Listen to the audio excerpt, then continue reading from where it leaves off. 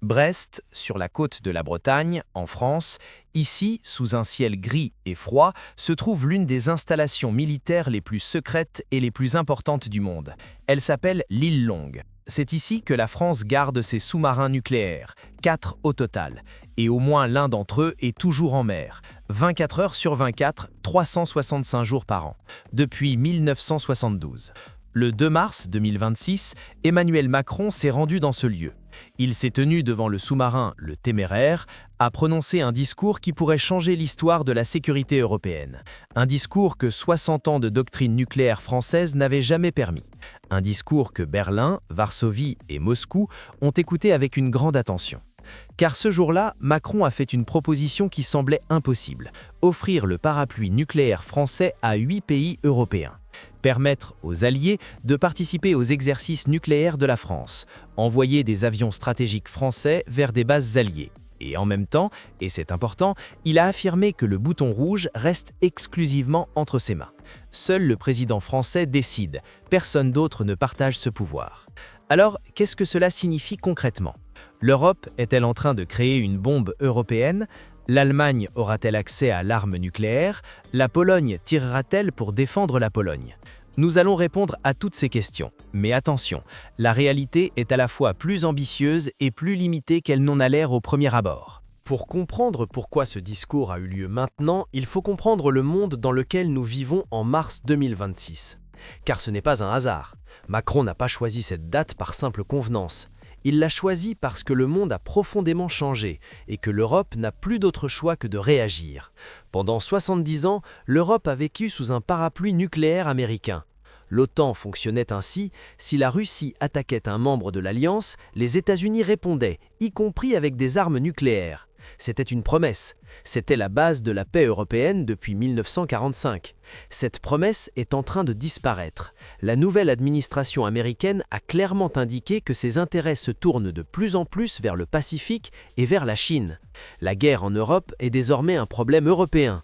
Payez votre part, défendez-vous vous-même. Voilà le message venu de Washington. Et plus encore, ce même gouvernement américain est allé jusqu'à évoquer des menaces concernant des territoires alliés. Le Groenland, le canal de Panama. Des mots qui, il y a encore quelques années, auraient été impensables. L'Europe a commencé à comprendre qu'elle ne peut plus compter sur le même niveau de protection qu'auparavant. Dans la nuit du 4 au 5 février 2026, le dernier grand traité de contrôle des armements nucléaires entre les États-Unis et la Russie a expiré. Il s'appelle le New START. Pendant des décennies, cet accord a imposé des limites au nombre d'ogives nucléaires que chaque pays pouvait posséder. Désormais, sans lui, il n'y a plus de limite formelle. La Russie peut construire autant d'armes qu'elle le souhaite, les États-Unis aussi. C'est la première fois depuis plus de 50 ans que le monde se retrouve sans ce type d'accord. Et la Russie ne se contente pas de maintenir son arsenal, elle développe de nouvelles armes, des missiles hypersoniques nucléaires, des torpilles nucléaires capables de dévaster des villes côtières, un projet particulièrement inquiétant que Macron a évoqué dans son discours sans entrer dans les détails, mais avec un avertissement très clair. Le 28 février 2026, 2 jours avant le discours, les États-Unis et Israël ont lancé une opération militaire contre l'Iran. Le guide suprême iranien a été tué. L'Iran a riposté en attaquant 7 pays du Golfe et en fermant le détroit d'Ormuz, par lequel transite près de 20% du pétrole mondial. L'Europe n'est pas en guerre, mais elle se trouve à 3 heures de vol d'une région en feu. Les prix de l'énergie augmentent, des navires français sont bloqués dans le Golfe, un soldat français a été tué par un drone iranien en Irak. Voilà le contexte, voilà le monde dans lequel Macron s'est levé pour dire « cela suffit de dépendre des autres ». L'Europe doit se défendre elle-même. Macron n'a pas choisi n'importe quel endroit pour prononcer ce discours. Il a choisi l'île Longue, le cœur de la dissuasion nucléaire française. C'est ici que sont basés les 4 sous-marins nucléaires lanceurs d'engins. C'est ici que la France conserve sa capacité de seconde frappe, la capacité de riposter même si Paris est détruite en 5 minutes. Cette cathédrale de notre souveraineté a déclaré Emmanuel Macron au début du discours. Et c'était exactement cela.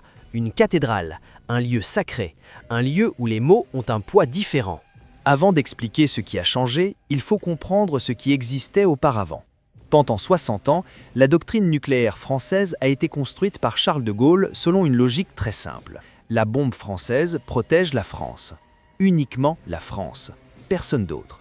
Si la Russie attaque Paris, la France peut répondre avec des armes nucléaires. Mais si la Russie attaque Berlin ou Varsovie, la doctrine française disait « cela ne nous concerne pas ».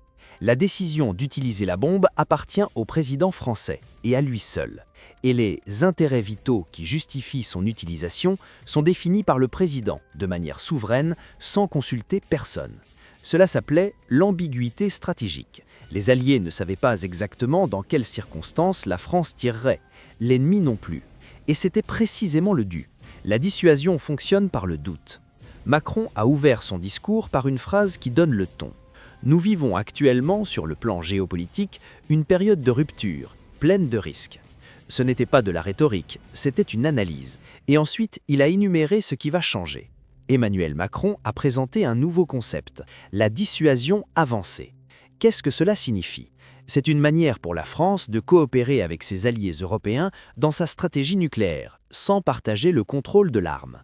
Concrètement, 8 pays ont été invités à participer à ce projet.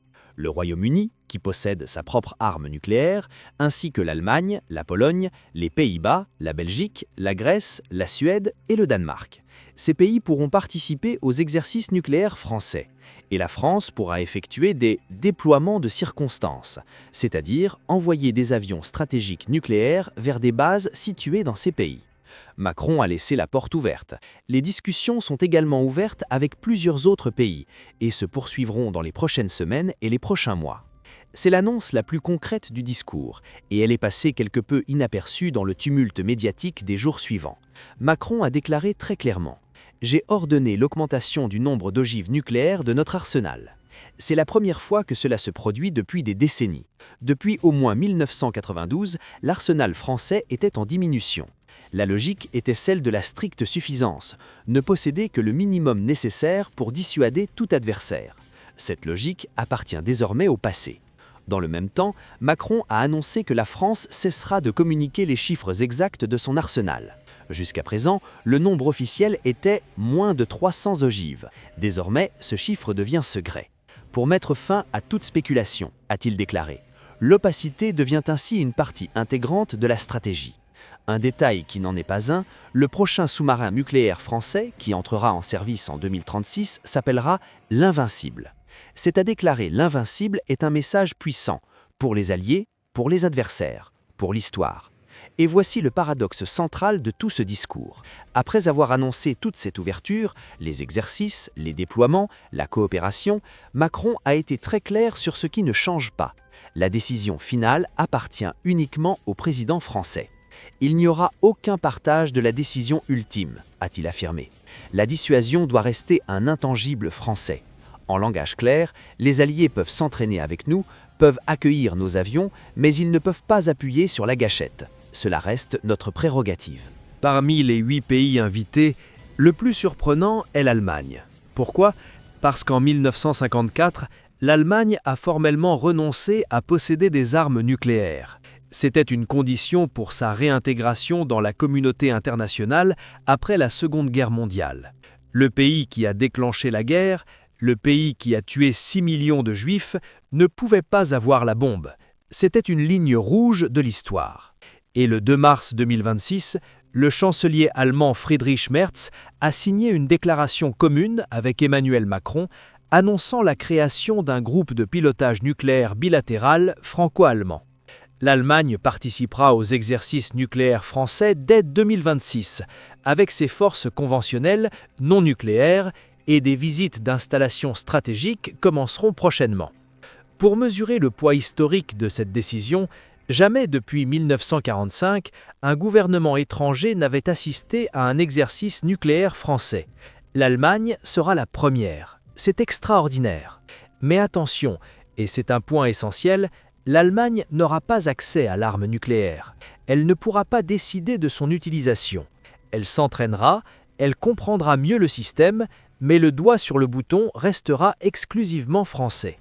Merz avait déclaré à Munich en février qu'il était engagé dans des discussions confidentielles avec Macron sur la dissuasion nucléaire européenne.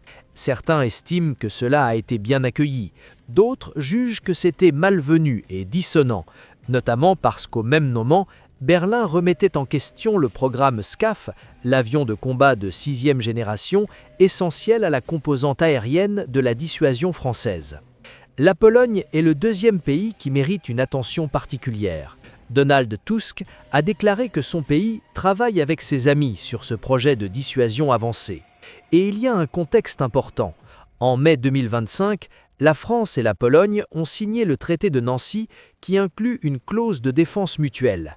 C'est l'engagement de défense bilatérale le plus fort que la France ait signé avec un allié européen depuis des décennies. Pourquoi la Pologne ? Parce que c'est le pays de l'OTAN qui craint le plus la Russie. Elle partage des frontières avec la Biélorussie et avec l'enclave russe de Kaliningrad. Elle a vécu sous occupation soviétique. Pour la Pologne, la dissuasion nucléaire française n'est pas un concept abstrait, c'est une question de survie. Le cas du Royaume-Uni est différent de tous les autres car il possède sa propre arme nucléaire. C'est la seule autre puissance nucléaire européenne, avec environ 225 ogives. La coopération entre Paris et Londres dans le domaine nucléaire ne date pas d'aujourd'hui, elle remonte à plusieurs décennies. Mais en juillet 2025, un pas historique a été franchi avec la déclaration de Northwood, un accord entre la France et le Royaume-Uni visant à coordonner et non fusionner leurs forces nucléaires. Et en décembre 2025, des responsables britanniques ont assisté pour la première fois à un exercice poker, une simulation de frappe nucléaire aéroportée. Jamais auparavant un étranger n'avait eu accès à un tel niveau d'information. La frontière entre coopération et intégration commence à s'estomper, lentement. La réaction russe au discours de l'île Longue était prévisible, et c'est précisément pour cela qu'elle est révélatrice. En mars 2025, lorsque Macron avait simplement ouvert le débat sur la dissuasion européenne, Sergueï Lavrov avait déjà qualifié ses propos de « menace contre la Russie ». Dmitri Peskov avait, lui, dénoncé la prétention française à une leadership nucléaire en Europe. Maintenant que Emmanuel Macron est passé des paroles aux actes, qu'il a ordonné d'augmenter l'arsenal, invité 8 pays à participer à des exercices et annoncé l'invincible, la réaction russe sera encore plus intense. Et c'est exactement ce que Macron recherche. Non pas comme une provocation, mais comme un signal. La logique de la dissuasion est simple. Si l'adversaire commence à s'inquiéter de ce que la France pourrait faire, alors la dissuasion fonctionne. La réaction nerveuse de Moscou est, dans ce sens, une confirmation que le message est passé. Mais il y a un autre côté. La Russie possède environ 4300 ogives nucléaires. La France en a moins de 300, désormais un peu plus, mais toujours bien inférieur. La dissuasion ne repose pas sur la quantité, elle repose sur la certitude qu'une réponse, même limitée, entraînerait une destruction inacceptable. Et dans ce sens, l'arsenal français est suffisant, même s'il est 30 fois plus petit que celui de la Russie. La situation américaine est plus complexe. L'administration Donald Trump avait passé des mois à exiger que l'Europe se défende elle-même. Payez votre part, défendez-vous vous-même. Et maintenant, l'Europe fait exactement cela. Mais il y a un problème.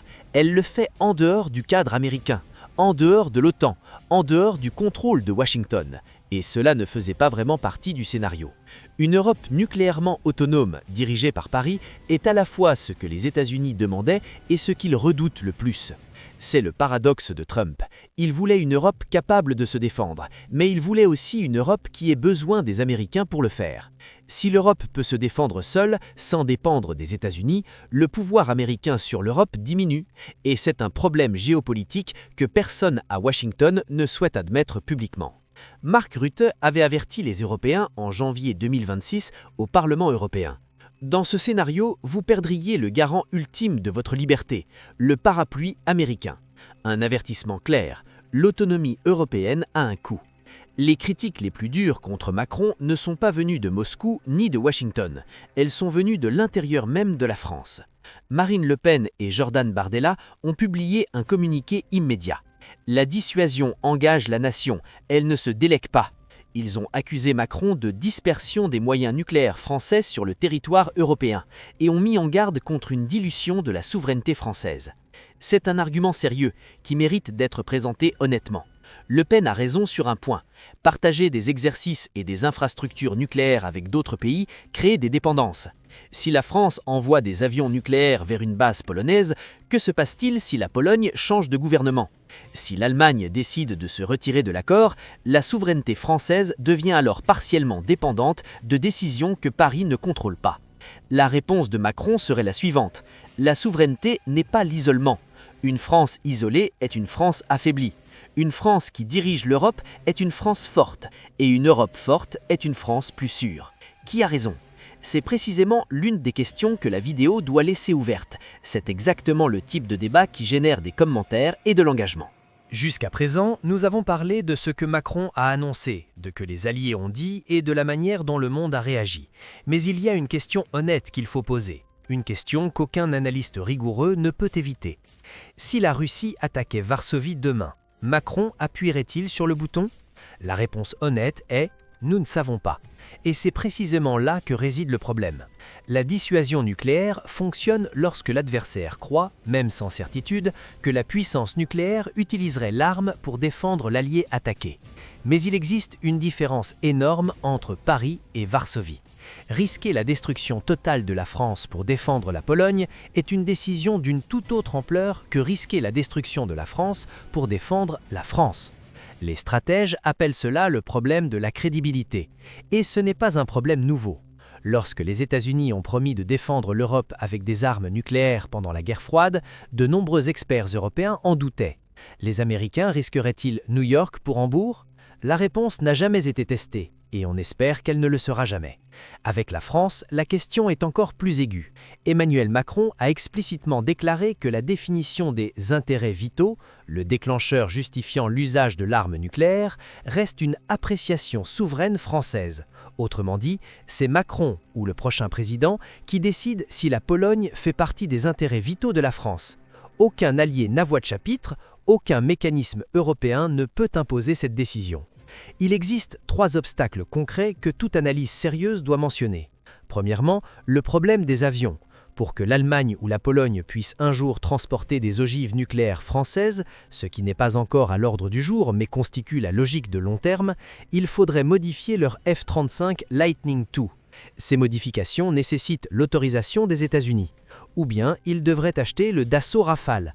Aucune de ces options n'est simple, et le programme SCAF, le programme d'avions de combat européen de 6e génération, censé être le futur vecteur de cette dissuasion, rencontre déjà des difficultés, Berlin remettant en question le projet à un moment particulièrement sensible. Deuxièmement, le traité de non-prolifération nucléaire. La France en est signataire et ce traité interdit le transfert d'armes nucléaires ou de leur contrôle à des États non dotés. Toute forme réelle de partage de l'arme, au-delà des exercices impliquant l'arme elle-même, violerait ce traité. Macron le sait, c'est pourquoi le langage de son discours est si précis. Exercice, déploiement de circonstances, coopération. Jamais partage. Troisièmement, et plus profondément, la culture stratégique. L'Allemagne a derrière elle 70 années de pacifisme constitutionnel. L'idée que le pays puisse être associé, même indirectement, à l'usage d'armes nucléaires est extrêmement controversée en interne. Friedrich Merz lui-même, tout en signant la déclaration franco-allemande, remettait en question le programme SCAF. C'est le signe du grand fossé entre les cultures stratégiques allemandes et françaises, dit un expert. Le discours de l'île Longue n'a pas créé une bombe européenne. Il n'a pas garanti formellement que Paris se sacrifierait pour Berlin ou Varsovie. Il n'a pas transféré le contrôle de l'arme nucléaire à un quelconque allié. Le bouton reste à Paris. Mais il a accompli quelque chose que les discours réussissent rarement. Il a changé la perception. Et en géopolitique, la perception est souvent la réalité. Si la Russie commence à croire, même à 60%, même à 50%, que Emmanuel Macron pourrait utiliser l'arme nucléaire pour défendre un allié européen, cela suffit à créer une hésitation. Et l'hésitation est précisément ce que recherche la dissuasion. Comme l'a dit Macron lui-même en citant Charles de Gaulle dans l'une des dernières phrases de son discours, « Pour être libre, il faut être craint ». 60 ans après le général qui a créé la force nucléaire française, son successeur dit la même chose, mais désormais pour toute l'Europe. Le demi-siècle à venir sera une ère d'armes nucléaires. La Russie augmente son arsenal. La Chine modernise le sien. Les traités de contrôle ont disparu. L'Amérique se détourne et l'Europe doit décider ce qu'elle veut être dans ce monde. Une puissance dépendante des autres pour sa sécurité ou une puissance qui assure elle-même sa défense. Macron a choisi la seconde option. Reste à savoir si les alliés européens le suivront et comment. C'est la question géopolitique la plus importante de la prochaine décennie. Je vous laisse avec 3 questions pour les commentaires. Première. Pensez-vous que Macron utiliserait réellement l'arme nucléaire pour défendre la Pologne ou les pays baltes? Ou s'agit-il d'un bluff géopolitique? Deuxième, une Europe dotée d'une autonomie nucléaire est-elle une bonne chose pour la paix ou représente-t-elle un facteur supplémentaire d'instabilité? Troisième, Marine Le Pen a-t-elle raison? La France dilue-t-elle sa souveraineté en partageant ses exercices nucléaires avec d'autres pays? Ou Macron a-t-il raison? La souveraineté se renforce lorsqu'elle est partagée avec des alliés de confiance. Laissez vos réponses ci-dessous. Cette chaîne existe pour réfléchir ensemble à la géopolitique, et ce sujet mérite toute votre attention.